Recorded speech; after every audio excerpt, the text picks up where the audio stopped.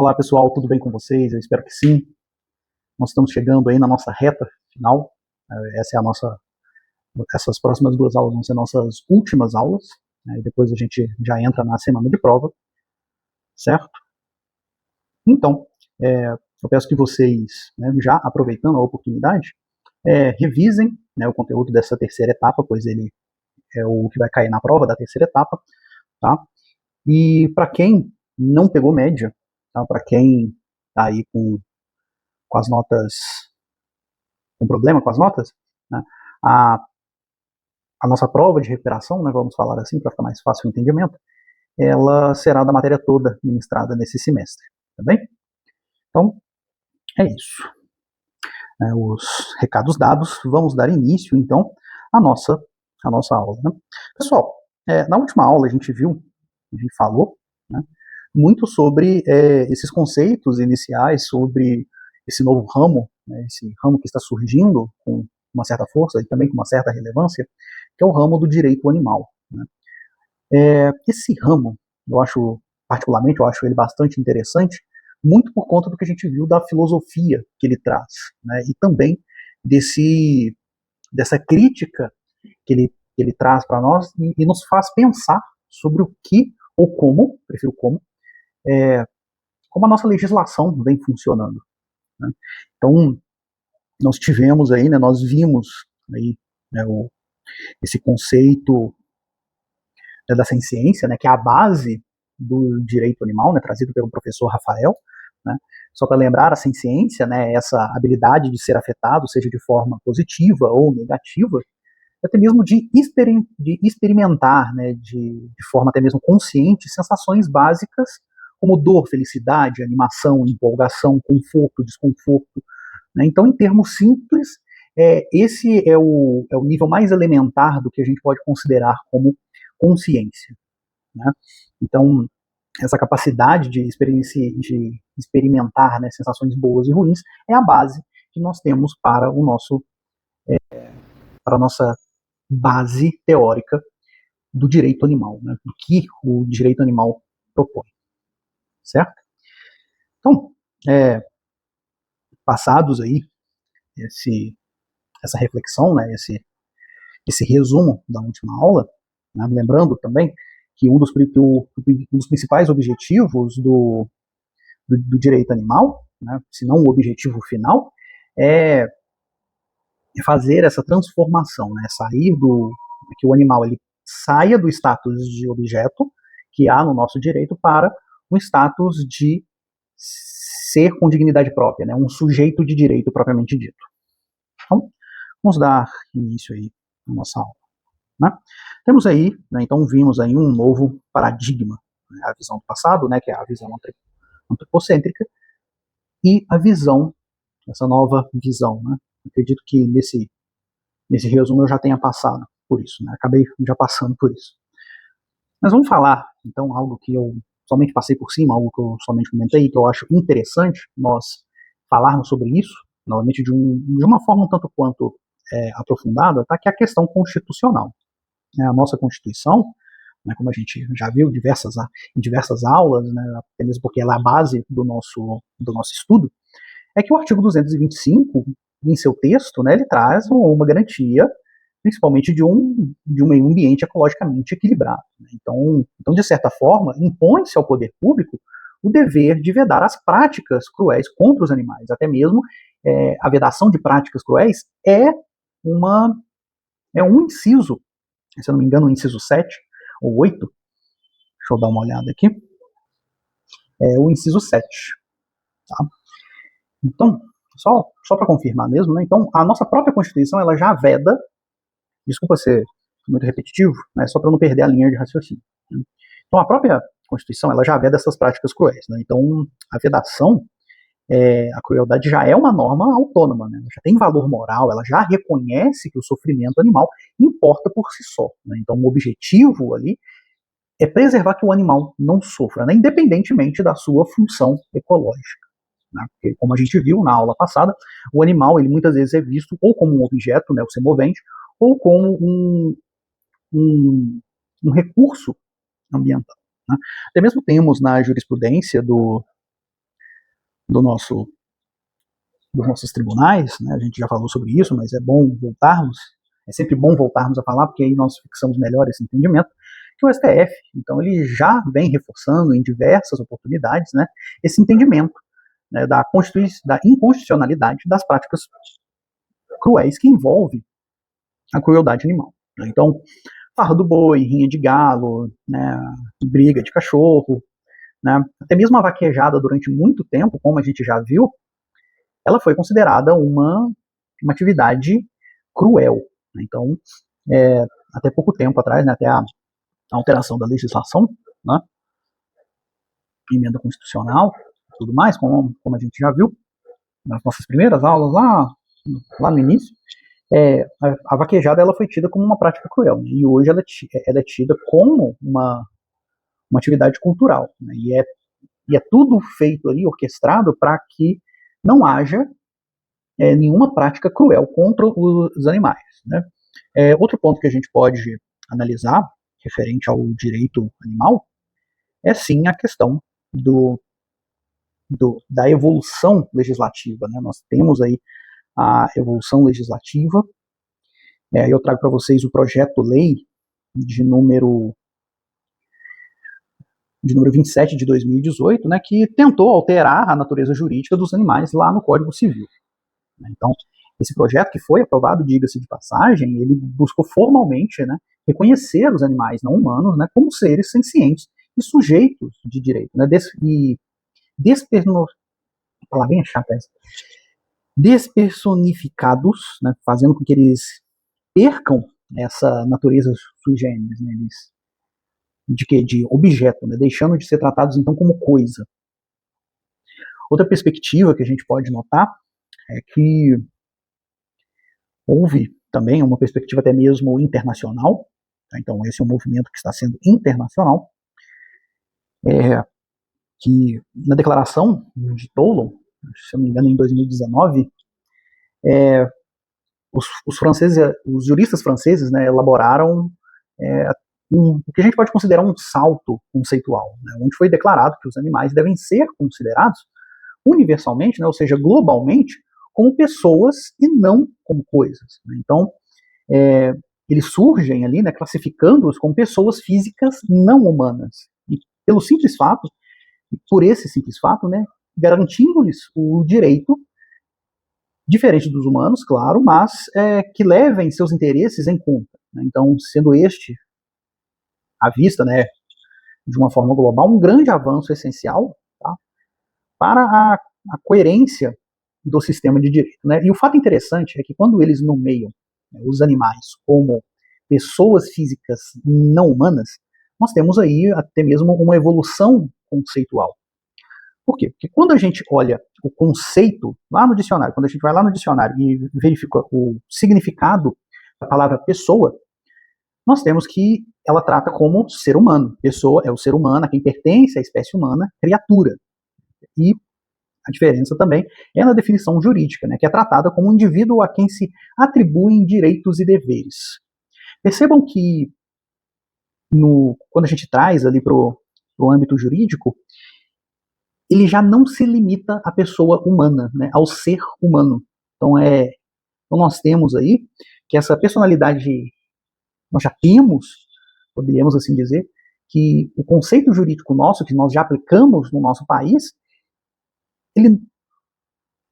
quando a gente considera pessoa, ela não necessariamente, não precisa ser exclusivamente do ser humano.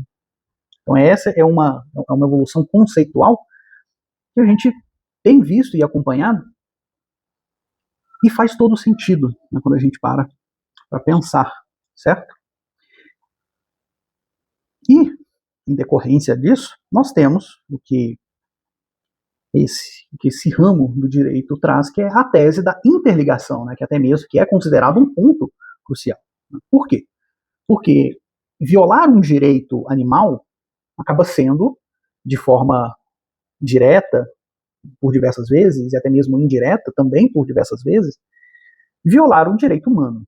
Então esse é um ponto culminante, né, e o mais prático da argumentação que é utilizada nesse novo ramo do direito, né, e também essencial para a nossa aula. Então, que é o reconhecimento da proteção animal, que está intrinsecamente ligada à proteção da própria humanidade. Então, quando a gente pensa até mesmo, né, quando a gente faz uma analogia, como a gente faz uma analogia, por exemplo, à metáfora do corpo humano, né, onde, se a gente pensar que o ser humano é um membro inseparável do meio ambiente e que não tem como ele ser proprietário de uma fazenda, né, justamente porque ele faz parte do meio ambiente. Então, se você agride um membro do próprio corpo, no caso o meio ambiente, você adoece. Então, a vida digna do ser humano, ela exige uma dimensão ecológica que garanta a qualidade de vida. Então, a partir do momento que o ser humano, na verdade, ele não é dono do meio ambiente, né, ele não é proprietário da Terra, ele vive no planeta Terra. Então, quando ele agride um meio ambiente, o local onde ele vive, isso traz para ele diversas consequências. Né? Praticamente, voltando à metáfora do corpo humano, é a mesma coisa de você se automutilar. Né? Você tem um prejuízo ali, né? Você se fere, você sangra, e isso acaba sendo prejudicial até mesmo para a sua saúde. Né? E, por falar nisso, né, quando a gente vê, né, que um direito animal ele é violado, o direito humano ele é violado de forma reflexiva, até mesmo de forma, até mesmo que a gente chama de dano ricochete. Né? Justamente porque a irresponsabilidade com a vida não humana, ela afeta diretamente a saúde do ser humano. Né? Ela afeta a saúde, a segurança, a vida, né? Que são direitos humanos fundamentais. Certo? Porque, por exemplo, se a gente acaba com as abelhas, estudos nos mostram que as abelhas são essenciais para a existência do ser humano, para a existência do ser humano. Então, sem as abelhas não há humanidade. Certo? Então, isso leva às aplicações práticas dessa interligação, né? Que são o que a gente chama de ataques reflexos. Né? Por quê? Porque há um risco à saúde pública, então o abandono de um animal doente, por exemplo, com leishmaniose ou qualquer outra doença, não é apenas um ato de maus tratos, né? É um problema realmente de saúde pública, uma vez que essa doença ela pode ser transmitida para outros animais e ela pode ser transmitida em seguida aos seres humanos. Né? Vamos lembrar aí do que aconteceu com a gripe aviária, até mesmo com a gripe suína, né? que a gripe aviária ela só contaminava aves e depois ela evoluiu para contaminar humanos. A mesma coisa foi com a H1N1, né? a gripe suína, e assim por diante. Né? E quando a gente fala também de risco à segurança social, eu volto a dizer o que eu falei na última aula, né, que os estudos realizados nos Estados Unidos sugerem que a conduta de matar, mutilar ou maltratar animais é um grande indício de psicopatia. Então, banalizar a vida animal, há um risco de um indivíduo desvalorizar também a vida humana. Então, nós vemos que em alguns países, como a Inglaterra, até mesmo nos Estados Unidos, a crueldade contra os animais é tratada como uma medida preventiva de proteção à sociedade. Né? Deixa eu reformular isso porque ficou um pouco estranho. Quando eles notam que há uma crueldade animal, isso liga um alerta, entendeu? De que isso pode gerar um risco à segurança social, certo? E no próximo ponto é algo que a gente já falou também, né, que acaba sendo o calcanhar de Aquiles, né, que é a questão da impunibilidade, né, que a desproporcionalidade das penas, o rito sumaríssimo, que acaba com que a maioria, se não todos, eu vou falar maioria porque não dá para generalizar, né, mas a grande maioria daqueles que cometem crimes de crueldade animal, né, dos crimes previstos nos artigos 29 a 32 da Lei 9.605 de 98, eles acabam saindo impunes, né? Justamente porque essa falta de punição efetiva, ela não desestimula a prática do crime, né? Ela também negligencia um fator de proteção social fundamental e acaba colocando, por consequência, a sociedade em risco. Então, o ponto de reforma, né, a solução didática dada pelo professor Rafael, né, que é a referência desse novo ramo do direito, é o que a gente chama de nova perspectiva, né, da tutela aplicada. Né? O objetivo aqui é o fim do antropocentrismo legal. Justamente porque quando a gente constata que há uma desarmonia, e essa desarmonia ela impulsiona a necessidade urgente de uma reforma penal e processual, não basta, então, uma proteção branda sobre o rótulo de recurso ambiental. Então, o animal, por si só, não basta uma simples rotulação, certo? Então, esse novo paradigma, para que ele funcione de verdade, é imprescindível, primeiro, né, que haja uma reforma penal. Né?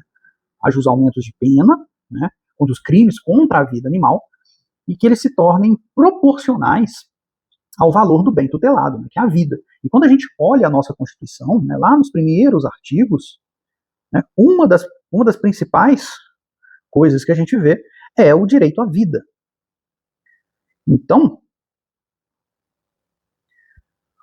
como já falamos de um direito fundamental, constitucional, a vida ela não deve ser limitada somente a vidas humanas, né? E assim, deve ser limitada a qualquer tipo de vida, né? Então a reforma penal, ela está ali como uma forma também de trazer um desestímulo ao crime, né? De desestimular que os crimes sejam realizados. Né? Outro ponto é a reforma processual, né? Então é criar um procedimento próprio, né? É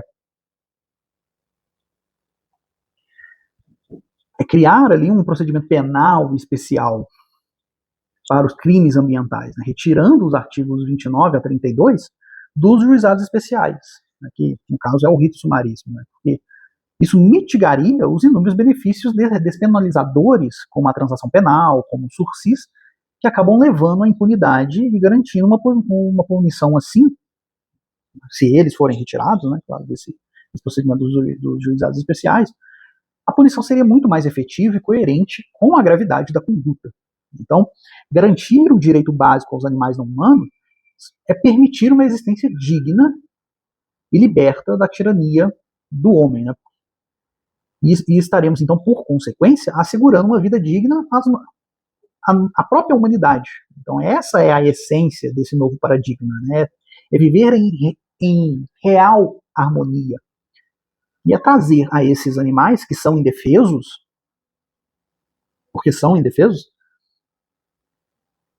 à luz, né? Trazer eles como sujeitos de direitos, né? Essa é a proteção, também a proteção à vida que o direito deve dar, que nós humanos temos a responsabilidade, né? Já que nós somos seres muito mais evoluídos, né? E estamos aqui, até mesmo através da internet, né? Discutindo, né? Conversando sobre isso. Bom, pessoal, ficamos por aqui e até a próxima. Fiquem com Deus, boa sorte na prova e até.